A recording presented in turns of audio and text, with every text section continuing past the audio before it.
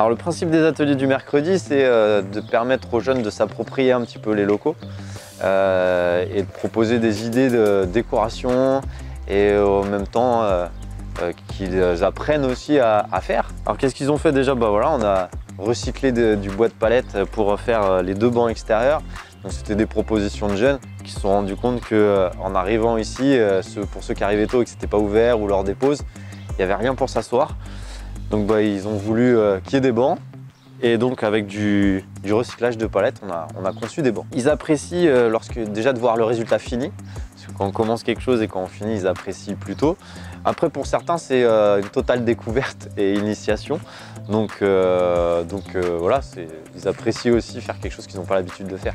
Encore une fois, c'est l'occasion pour certains jeunes qui sont peut-être un peu esseulés de retrouver d'autres jeunes autour de quelque chose d'un petit peu original et innovant et d'acquérir malgré tout certaines compétences. Il y en a certains qui se rendent compte que le manuel finalement ça leur plaît pas mal. Ouais, on a plutôt des jeunes fidèles qui ont tendance à revenir assez régulièrement et à voir l'évolution des locaux. Et ils sont plutôt assez investis. Alors il y a les bancs, il y avait une proposition aussi de décorer des portes. Donc on a peint des grandes plaques qui vont venir être fixées sur les portes et on a une jeune qui a un talent particulier donc qui va nous faire des effets particuliers et on a aménagé une salle un petit peu différente de celle des autres qui est plutôt un espace un peu plus convivial, un peu plus détente et donc c'est pareil, on a conçu le mobilier et on a réfléchi à l'aménagement de cette salle. On a fait un peu de jardinage aussi pour compléter certaines heures, donc voilà. Donc dans la suite des choses qui ont été proposées par les jeunes, on s'est rendu compte qu'il y avait pas mal de mégots un petit peu aux abords. Donc on voudrait construire quelque chose qui invite les gens à jeter leurs mégots à un endroit spécifique. Donc on va construire une boîte dans laquelle il y aura une question de poser.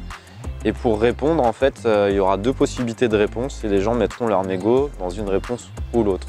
Par exemple, quel est votre club de foot préféré, l'OM, PSG, et les fumeurs viendront répondre à la question.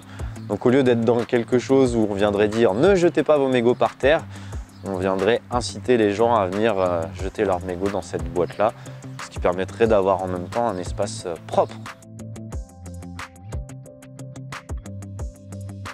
Alors le simulateur, ça consiste au volant d'une voiture automatique, donc, grâce à un volant et 2 pédales pour le coup, de se faire une première idée pour des personnes, pour des jeunes qui sont entre le passage du code et le passage de la conduite, de se faire leur première marque sur leur première marque et l'appréhension justement de quelques règles de base comme la vision, les rétros, les clignotants, ce genre de choses.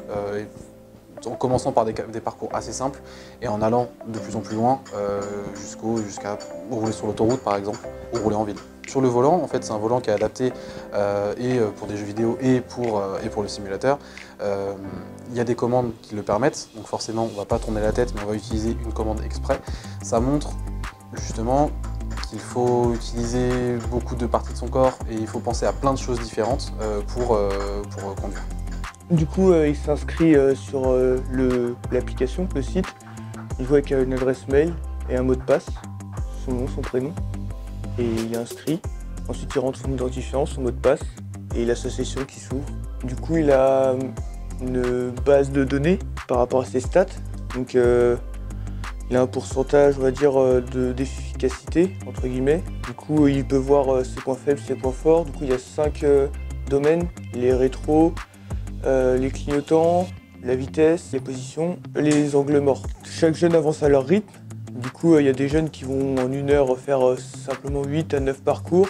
Il y en a, ils vont aller très vite et passer la quinzaine de parcours en 1 heure. Donc c'est vraiment, ça dépend de chacun comment il appréhende. Qu'il ne faut pas en avoir peur si on n'a jamais conduit. Qu'il faut justement essayer une première fois, ça coûte rien et justement ça permet de après revenir si jamais on aime bien, si jamais on veut s'améliorer sur certains points. Pour ceux qui ont peur de conduire, de prendre le volant d'une vraie voiture, de venir une première fois, ça permet d'être plus à l'aise avec différentes commandes, avec les pédales, ce genre de choses. sans oublier que c'est une voiture automatique. L'animateur reste toujours à côté ou pas très loin, s'il y a besoin d'aide ou une question à poser.